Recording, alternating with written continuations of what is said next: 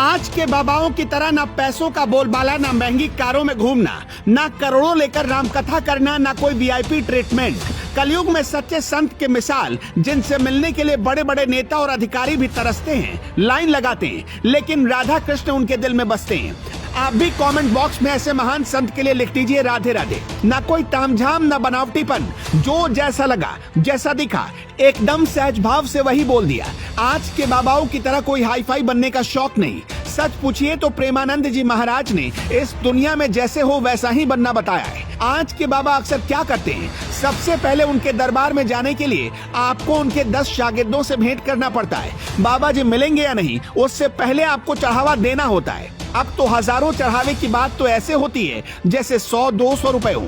आप बाबा प्रेमानंद महाराज को पता नहीं कैसे जानते हो, कितना जानते हो, लेकिन कुछ ऐसे फर्क आज हम आपको बताने जा रहे हैं जिन्हें अगर आपने महसूस नहीं किया तो कभी एकांत में बैठकर सोचिएगा, देखिएगा और दिल पर हाथ रखकर तय करिएगा कि आज के बाबाओं से प्रेमानंद जी महाराज कितने अलग हैं।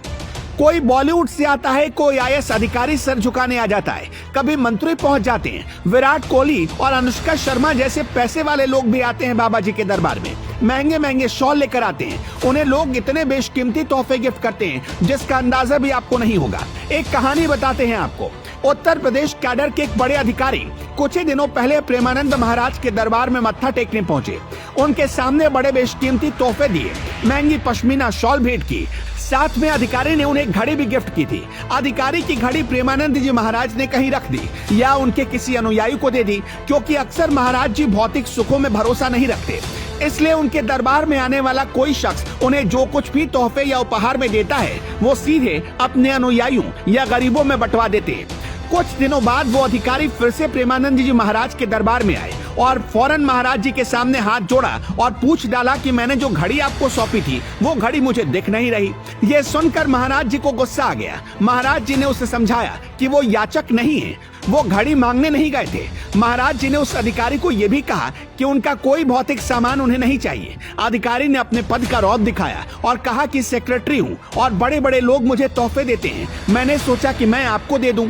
महाराज जी ने ये कहते हुए फिर डांट दिया कि आप जितने भी बड़े अधिकारी हो, उनके दरबार में सिर्फ राधा रानी का भक्त ही वीआईपी होता है। उस दिन के बाद से प्रेमानंद महाराज के दरबार में कोई कितना भी महंगा तोहफा लेकर जाए वो नहीं लेते।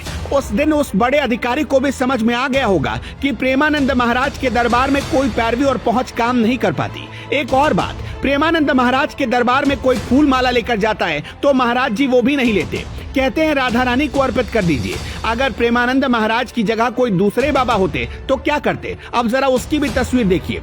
उन्हें भी अच्छा लगता कि कोई उन्हें फूलों से उनका सत्कार कर रहा हो। महंगे तोहफे लेकर जाने वालों को देखकर उन बाबा जी का दिल खुश हो जाता और फौरन उन महंगे तोहफों को अपने शीश महल में सजा लेते। यहाँ प्रेमानंद जी महाराज के दरबार में आने के लिए चढ़ावा नहीं देना पड़ता। यहाँ दरबार में आकर रुपए पैसे चढ़ाकर नहीं जाना पड़ता। इसलिए कहा जाता है कि प्रेमानंद जी महाराज आज के संतों से बिल्कुल अलग हैं। वो खाटी संत और सन्यासी हैं जो राधा रानी के नाम के सुमरन में ऐसे खो गए कि उन्हें संसार के भौतिक सुखों का कोई लोभ ही नहीं रहा। अगर आप भी हमारे साथ सहमत हैं तो कमेंट बॉक्स में लिखिएगा राधे राधे।